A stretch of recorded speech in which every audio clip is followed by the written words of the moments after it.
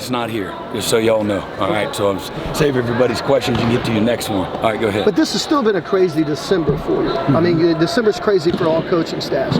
When you lose a guard and you got to replace him and all that stuff that's got to go on. How's it going? Yeah, it's good. It's great. We had a great practice today. I kind of focus on the things that we can control, and got a great couple of days already under our belt as far as preparation's concerned. And I was able to go out the last 2 weeks and see every player that is that's high school wise that's coming in at mid-year. So that was a lot of fun to travel around the country and see where they where they grew up and where they're from. And we got a great group of high school players combined with a few transfers that'll be coming in January, mid-January. So it's a really exciting time. It's an exciting time to, I think we have 18 graduates that are going to participate in the ball game. And so that was really cool. We have a few guys that are graduating today, have a few guys that are still taking finals, and so helping the players finish strong in the classroom is what we've been doing academically, getting them prepared to have a great week and finishing their finals. And again, I think today was practice number 5 for us. We had a few practices the first week, a couple practices this last week, and then we'll go 5 straight days here in preparation for Arizona, and then let them off for a few days and then circle back and get here and head on down on the 24th. So again, got a lot of enthusiasm and energy, excitement, opportunity to win 11 games against a really good Arizona team. And we've done our homework. This is a really good football team. They lost in overtime at Mississippi State.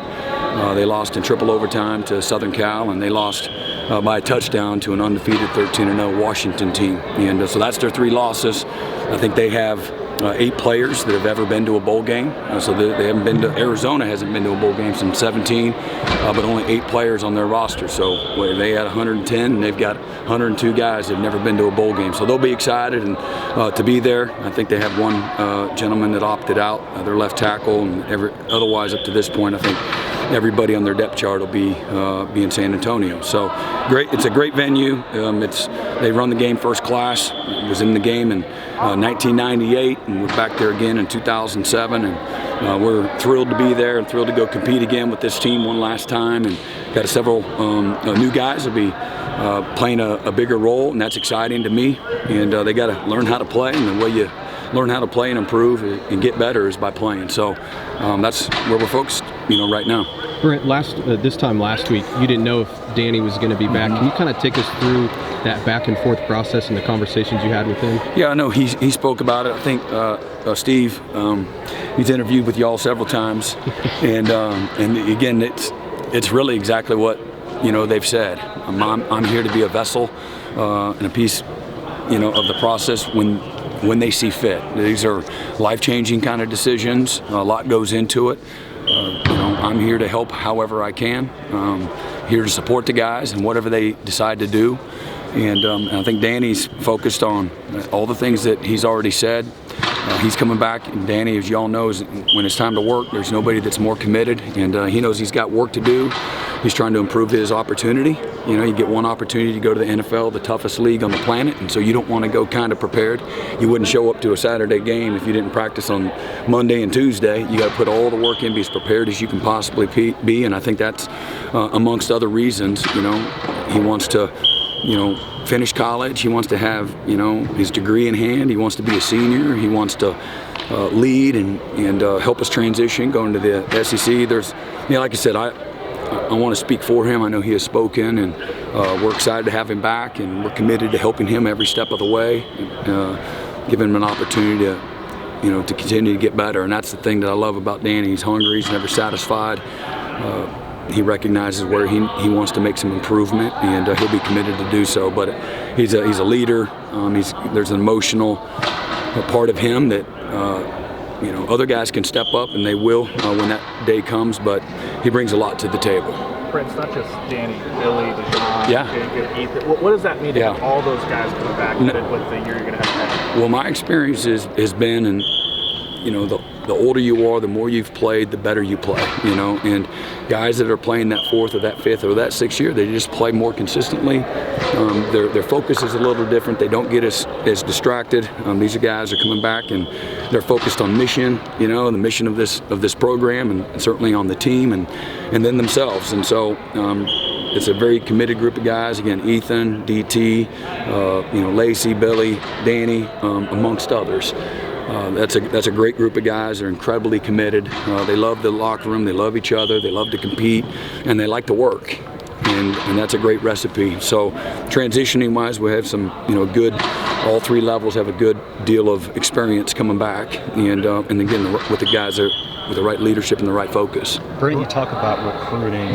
I know obviously you've been recruiting to the SEC since you got here, but how different is that dynamic? You're recruiting to that league to me, and coming up with that first official. So again, you always want to play. You want great competitive depth. You want to be strong and physical. That's the name of the game. So it's not the SEC or those things. There's great skill. There's great depth. The lines of scrimmage are a real thing. But man, if you've been coaching football, offense or defense, you're going to try to build your team or your program and your locker room on the lines of scrimmage and dominating there first. You usually don't get whooped at the line of scrimmage and then win most games. It's actually the opposite. So that's going to be a challenge, and it's being as big and strong and fast and instinctive and skilled as we can possibly be at all 3 levels, in all 3 phases rather. And again, it's a process, and you're never going to go in there. Oh man, we got it. We're exactly where we want to be someday. You're always going to want for more, and you're always going to build. Again, as I've said before, it's never going to be good enough. But I like where we're at, but we got a lot of work to do, a lot of improvement to do. That's what these next 10 practices are going to be about, is improving and trying to be good in this moment, and then that moment will come, and hopefully all that has a cumulative effect to it as well as we develop and recruit and develop the guys that are here and coach and develop the guys that we're recruiting. And again, I think that we've recruited a really mature group of young players, and again, the few guys that we get in the portal are guys that align with the values that we've talked about, for the last 25 months. Guys that have a blue-collar mindset, they value education, they're going to run towards accountability and discipline. They have a great deal of toughness to them, and they want to be a great teammate, and they know that they're going to be expected to leave a deposit and to be a giver and a doer, not just a taker. And so if they're not interested in that, this isn't the spot for them. And so that process will probably carry on for several weeks. Brent, in your offensive line, you're going to have to make a couple of changes. So who are some of the young guys or the guys you're going to count on in this game? Yeah, I mean, it's the guys again, we got Walter Rouse and McCade, Troy Everett, amongst others. And then we've got Jacob Sexton, started the last couple of games and has done a really, really nice job in the role that he's played in. Caleb Schaefer and Josh Bates, some of the young guys that have an opportunity as well, Jake Taylor. And again, we've got several good players that we recruited. Well, I mean, these are guys that are certainly going to be part of the depth, and we're really excited about that group of freshmen that most of them redshirted, and it's a really good group. They're physical, they're athletic, whether it's Howland or Ozida, that's Bates. That's a really, really good group of freshmen. Probably left somebody off, but really good group. Brent, you're going to sign a class of scholarship guys next week, but preferred walk-ons. How has your approach there changed over the last 25 months, and how does NIL impact the kind of guys you can get? Again, I think just showing that, look, there's guys on the team that have earned scholarships, that have earned opportunity. We're going to value production, and regardless if you're a walk-on or you're a scholarship or you're a no-star or you're a 5-star. We're going to treat everybody the same. Everybody's going to have the same opportunity. Everybody's going to have the same value. I think there's a holistic approach that's attractive to both scholarship and non-scholarship players. In regards to the walk-ons in our roster, we're always trying to get better. You can't just be a walk-on or a scholarship guy and just hang out. Everybody is held accountable. Everybody has a role, and it's all important. So it's not just hanging out and then showing up on the sideline and wearing the jersey. It's a lot deeper than that. And my job is to, make sure that everybody's bringing value. And when we got it, my job is to bring in the most competitive roster that I can. And I tell the starters, the scholarship guys, the guys that play, my job is to find somebody better than you. And your job is to compete with them. When you leave Oklahoma and you're in the workplace, you're in a locker room in the NFL, it's going to be the same thing. It gets even harder. Here you might have a little more grace than the outside world. And so that's what it should always be about for everybody. Everybody should be pushing and striving to get better. And so I'm constantly evaluating that too. Guys that are here already, guys that we're bringing in, are these guys that are going to be hungry, self-driven, self-motivated, ambitious, got something to prove. Are they going to bring value? And then once they're here, are they going to sustain that? And when guys relax and put one hand on the wheel and take things for granted and get complacent and feel entitled, then sometimes it needs to.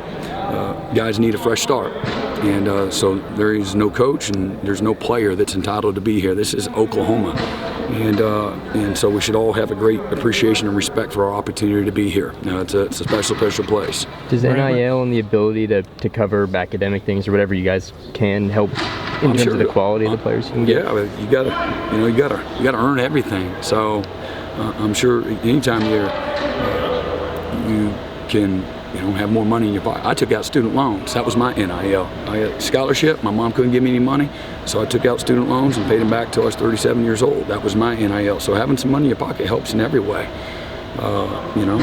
People have cars. They got to pay insurance. Maybe they got to help out at home. You need stuff. So again, NIL is a great space.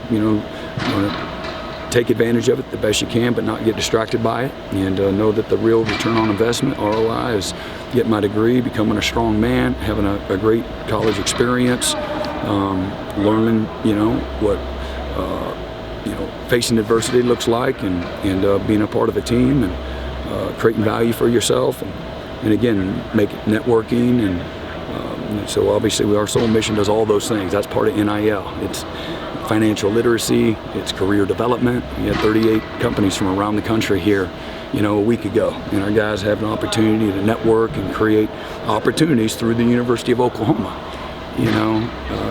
and to be able to create, a pathway, carve a path for what they want the rest of their life to look like, because the game don't last long, and again, this is a short period of their life, and really, in a vapor, it's all gone, and so to me, becoming, a strong competitor, a leader, again, a great husband and father, leader, all those things, you're acquiring a tool belt here that's going to help you for the rest of your life. There's got to be an eternal mindset to all of it. And so that's all part of the NIL, and I think it's very attractive, whether you're going on taking guys to Hawaii over spring break, or going to, Johannesburg and Rio de Janeiro in May, or again, last spring we had 44 players do paid micro internships, making money but earning it. Like, you got to take time. Money doesn't just fall out of the sky, man. This is it takes what it takes, it costs what it takes, and you got to pay a price for it, and so these guys, our job is to help them mature and learn to fight for everything that they're going to get. And as I told them today, I've had to earn everything I've been given in my life, and I've been a great example of loyalty, patience, of doing the uncommon thing, not taking the, whether it's the interview or the better title or more money, and try to be great where I'm at and have a great self-awareness. And so if that's, hey, I'm not ready to be a head coach at 27, 28 years old, no thanks but no thanks. It'll happen on down the road, or when I've had opportunities for, generational wealth, that's good for some, but it wasn't good for me at the time. And don't screw up happy. Be great where you're at. The grass is greener where you're watering it, and your life will be favored. To me, if you keep your head down, you bring value, you have a sense of thankfulness and appreciation for whatever opportunities you got, and you always keep the mindset of, I'm not entitled to anything. I'm going to get what I earn. And sometimes that's anti-world thinking, and that's okay. That's just my opinion on again what it should look like. And I've lived a favored life, as a result of that. Brent, how do you guys balance, a more traditional model of developing young players and seeing how they improve over the course of the years, and always having an eye on the future versus with the transfer portal now you can just remake your team almost overnight? Yeah. Like, what kind of conversations do you all have about that? Well, just stick to, your values that are relational as opposed to transactional. And there is a roster, fluidity that is a real thing, and so we've got to always be prepared. The portal allows you. We've benefited from the portal, more often than not. We've benefited from guys that are starters where they're leaving. They've left rosters where they're starters and having good careers. So I'd be a hypocrite if I said it's bad. And what I like about college football, what the game gives you, it teaches you to have some stick-to-itness. This is the opposite of that in some ways. If things aren't going your way, you're just free to just pack up and roll down the road, and that's cool. Everybody has an opportunity to do that. And so I want to create a connected, healthy environment that is way beyond the X's and the O's and tackling and catching and blocking. And that's who I've been since the day I got here. I've lived a career that way, and so I'm not going to change in that regard. So we try to do a good job of conveying that and living that and being about it, and nurturing again the concept of team and family, and again holistic development. And the game is going to end shortly, and for all these guys. So to me, that's just continued to be who we've been. How do you convince younger players to stick to it and be in it for the long haul? When you recruit the right guys, they got the right stuff. They're not expecting something for nothing. So you try to filter that in the recruiting process. Look at their network of their whatever village they have and what their support system looks like, and make sure that they have a clear vision. How difficult this would be, the hardest thing you've ever done in your life. If you're not ready for that, this ain't the spot.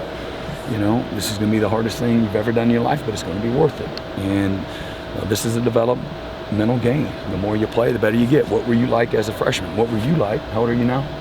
I turn 30 tomorrow. 30 tomorrow. Happy birthday. Thank you. How you think, how you work, how you competed, everything was probably a little bit different when you were 17 than what it is as a soon-to-be 30-year-old, and that's the way it is. I take these guys back to when they were a freshman in high school. What looked different? What they benched, what they squatted, facial hair, girlfriends, no girlfriends, driving, not driving, their knowledge, their confidence, all those things. Everything changes. And so when you go to college, the same thing's going to happen. There's a transformation that takes place. And so if you come to Oklahoma, that's what you're signing up for. I think out of the top 20 ranked teams in college football to end the regular season, I think we had the most snaps of all freshmen and redshirt freshmen. So we promote that. There is opportunity. We're trying to get everybody ready to play. We're not trying to redshirt nobody. And you either show that you need a little more development or you don't. But just because it's not about where you start, it's always about where you finish. And so you constantly stay connected. Just the talk I'm having now is the talk that we, that's just who we are. That's our environment. And then I'm only one person. The coach has got to do a great job of constantly educating and nurturing growth and development, improvement, the hard work, again, the ability to persevere. That's things that come easy don't last long, period. And there aren't no shortcuts. And so guys are looking for a hole in the fence. I'm gonna help them, get over the fence. And we don't really have that problem. And I think again, whatever guys numbers in the portal, I think 7 of them were seniors. We weren't counting on them coming back, and some of them chose to go play. I think that's great. I think that's a wonderful thing. And I say, play the game as long as you can. That day's coming to an end. So play it as long as you can, but make sure that you're prepared for what's next, because that day's coming to. And if you look at what the NFL stats are, guys that within 3 years of leaving the NFL, guys that have left the NFL within 3 years, they're either bankrupt or divorced. It's like 80%. It's a terrible number. Just a lot of them have lived their whole life being catered to and living a life of where people do a lot of things for them, and then they're not thinking about what's next. And again, I just being around a college locker room for 30 plus years as a player and a coach, I know the value of trying to create a pathway and an opportunity beyond the field. And that's not real popular in some places, but I do think it's attractive to the guys that we recruit. And so we find families that are looking for a little more than just ball. And I love ball. Nobody loves it, more than me. I love to compete. I love to win. But it's dysfunctional if that's all it is 24/7 when you come into the building. In this age of fluid rosters that you're talking about, would you be in favor of contracts for players? I don't know. 1, 2, 3, 4 years, whatever. Listen, I don't know. I just, there's pluses and minuses to all of it. There needs to, at some point in time, there's going to be something that's equitable. Players are going to get, everything that they deserve because they're not getting it right now. And, that day's coming. I know that. And when it does, things will probably, to some degree, there'd be a little more equitable for everybody that's competing within the same rules. And whether there's 2 different divisions in college football, those things are all probably very real. The toothpaste is out of the tube, and they're going to need to do something to give a little better guardrails for everybody, players and coaches alike. There's some aspects of how this is going, the timeliness. It's very difficult. If you look at the NFL model, the NFL, they don't have free agency before the Super Bowl, right? Until the season's over, free agency. Can you imagine the playoffs and free agency's going on? Y'all would, and that's what's going on, and it's so we got to clean that up. It's not good for anybody, So, but they're not asking me, and then right now we're treating the last game of the season like it's the first game, and it's just kind of wild. But anyway, I don't know what all the answers and solutions are. You just try to adapt and adjust, and you do the best you can, and you try to stay try to still continue to stay in your lane and continue to not allow the extenuating circumstances change who we are and the things that, again, we value. How much of a challenge is it to go into a bowl game with new offensive coordinators and a new starting quarterback, 2 most important positions in the offense? You say challenge, I just look at opportunity. And so it's better now to kind of work through all that the next year. When we get baptized going into the SEC. So, no, it's exciting. I'm excited to see. There's some newness to it. You have a small amount of time. In a perfect world, you have more time, but that's just not where college football. We're not the only team. It's across the country, so we'll adjust and adapt. And the guys I know the coaches are excited, the players are excited, and there's some newness to it. And again, just an opportunity to go out and play another game together. Brent, there's one guy that's said that he's going to go in the portal. I don't know if he's in there officially yet. Is Tawi. I know he's been practicing too. I guess what's his status? Is he somebody that could come back?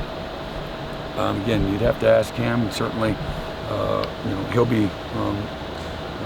That's not the case for everybody, but Tawi, we're going to look at some opportunities. If he doesn't get what he wants, he's more than welcome to be a part of the team.